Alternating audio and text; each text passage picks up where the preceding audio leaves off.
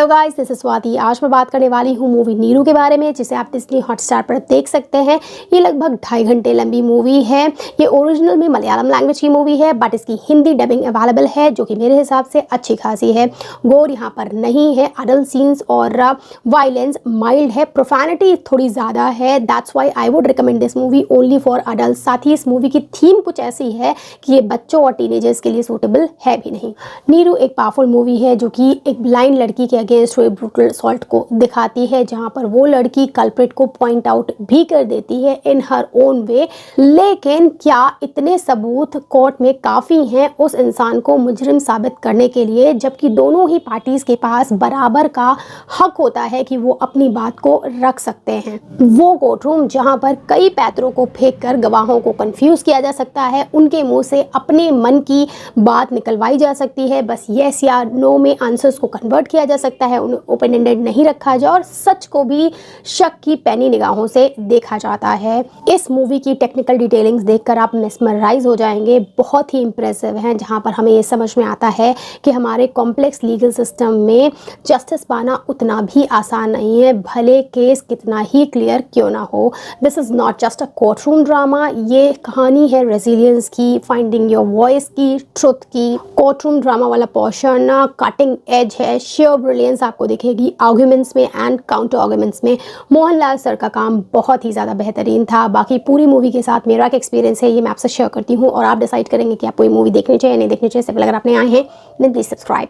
So about this movie Neeru, अगर हम story की बात करते हैं तो एक टीनेज ब्लाइंड लड़की सारा ये कहती है कि जब उसके पेरेंट्स घर पर नहीं थे और उसकी हेल्पर भी किसी काम से बाहर गई थी, तब एक अनजान व्यक्ति उसके घर पर आता है और उसका रेप करता है। वो एक स्कल्प्टर है, सो वो एक स्कल्पचर बनाती है जिसमें शहर के बिजनेस टाइकून के बेटे माइकल का चेहरा उभर कर आता है, और वो कहती है कि इसी चेहरे वाले इंसान ने उसके साथ गलत काम किया है। बात FIR से होते हुए कोर्ट तक पहुँचती है। अब क्योंकि यहाँ पर बिजनेसमैन का बेटा है जो कि बहुत बड़े बिजनेसमैन हैं, सो उनके केस को रिप्रेजेंट करने शहर के बहुत बड़े वकील राजशेखरन आते हैं, जो कि कुछ पलों में अपने पैतरों से सामने वाले वकील को पटकनी दे देते हैं। यहाँ तक कि बात सारा के फादर तक आ जाती है, उन पर उंगलियां उठने लगती हैं। ये चीज़ इस केस के इंस्पेक्टर पॉल को नहीं जचती है। वो विजय मोहन नाम के वकील से सारा के फादर को इंट्रोड्यूस कराते हैं। वो विजय मोहन जो एक ट्रॉमा से गुजर रहे हैं, उन्होंने अपने ऊपर सेल्फ इम्पोज रिटायरमेंट लगा रखा है, लेकिन पॉल ये जानते हैं कि अगर कोई ये केस हैंडल कर सकता है तो वो है विजय मोहन, और होता भी ऐसा ही है। उनके आने के बाद केस एकदम 180 डिग्री फ्लिप ले लेता है, और फिर क्या कुछ होता है, कैसे माइकल अपने ही बनाए मकड़जाल में फंसता चला जाता है। ये कुछ अप्स एंड डाउन्स के साथ intelligent cutting edge courtroom drama आपको अच्छा लगेगा। बात करते हैं कुछ पॉजिटिव्स और नेगेटिव्स की।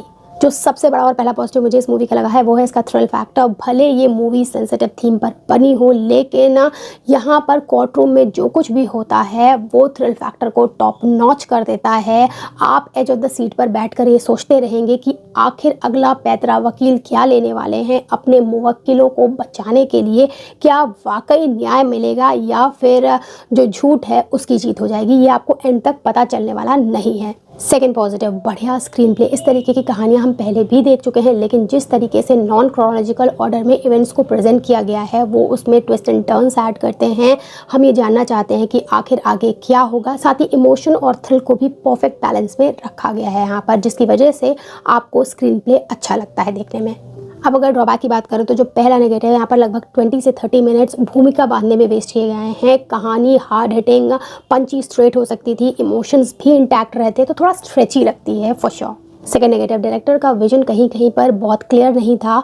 कुछ सीन्स हैफाजार लगे जिसकी वजह से स्कैटर्ड था, और वो हमें क्या दिखाना चाहते हैं, कहानी के माध्यम से क्या समझाना चाहते हैं, समझ नहीं आ रहा था, और वो पोर्शन मेरे लिए लूप होल्स जैसे थे। Overall this movie was 7.5 out of 10 for me. यहाँ पर बस आप एक कोर्टरूम ड्रामा नहीं देखेंगे, न्याय पाने की प्रक्रिया तक ये मूवी सीमित नहीं है, बल्कि उससे आगे बढ़कर इस ट्रेजिडी से जो इंसान गुजर रहा है उसकी पेन भी आप फील कर पाएंगे। It's a good movie two watch this.